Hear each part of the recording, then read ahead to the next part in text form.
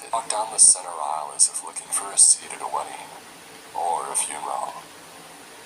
As I approached the partially reconstructed pulpit, I looked up and saw a life-size wooden carving of Jesus on the cross. It looked old, not like wine that ages well, but like decrepit. It had been painted flesh colors at one time, but now it was cracked and peeling away from the carving. It looked grotesque to see layers of skin peeling away like it was rotting off his body. I'm not the most religious man, but I believe in Jesus.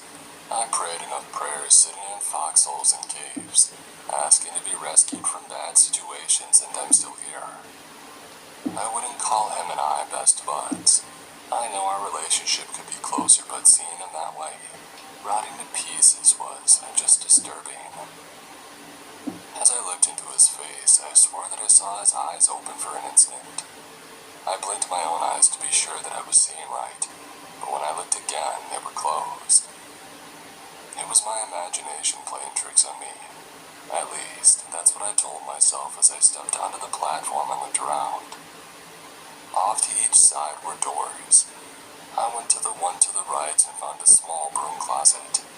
The one on the left held a set of stairs that went down and disappeared into darkness. Just inside the door, there was yellow and black caution tape blocking the way down. I shone the light on the stairs and they looked sturdy enough. I reached for the tape, but before I got a hold of it, a strong hand grabbed my shoulder and turned me around. "What do you think you're doing?"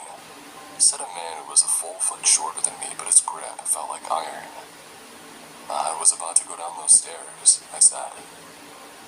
He looked at me with the incredulous look a parent gave a toddler who was reaching for a hot stove.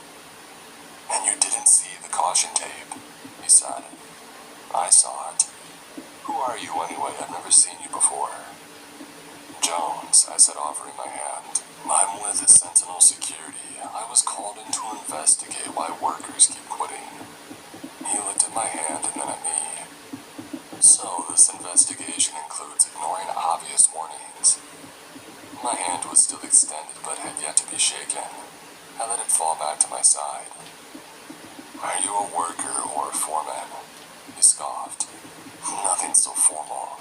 I make sure people do what needs to be done." "So, foreman."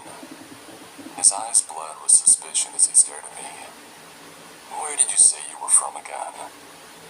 As I was about to answer, more workers entered, followed by the owner that I had met last night. "Let's ask the boss if he knows you," the foreman said smugly. The owner locked eyes with me and gave me the strangest look as he walked up to us. "Good morning," he said, addressing both of us. "Good morning, sir," the foreman said. "I caught this man snooping around in here." "Oh, did you now?" he said. "Is that true?" "I wasn't snooping, I was investigating," I said. "Don't you remember our conversation last night?" His eyes opened a hair wider for an instant and then went back to normal. "Of course I do," he said with a smile that seemed forced. "Remind me again, my memory isn't the best." He for a long moment and then seemed to gather himself. "I apologize, Mr. Jones, if this all seems a little strange," he said. "You and I did not have a conversation last night." It was my turn to raise my eyebrows. At 9 o'clock last night, I was in bed with my very much alive wife. "But you said, and we have not had any workers die." "I don't understand. Neither do I." I thought about it for a long moment. "You were drinking when you talked to me. Is it possible you were too drunk to remember?" He leaned in a little closer. "I haven't had a drink in 19 years. He reached into his pocket and set a coin on the table. I picked it up and looked at it. It was an AA coin. "Then who did I talk to last night?"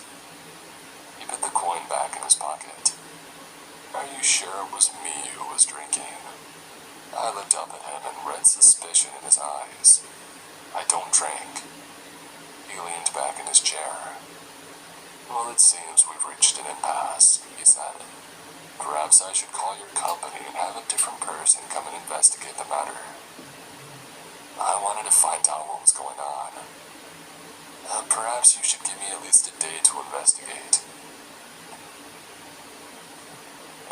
was locked on the steps I had found before the 4 minutes stopped me.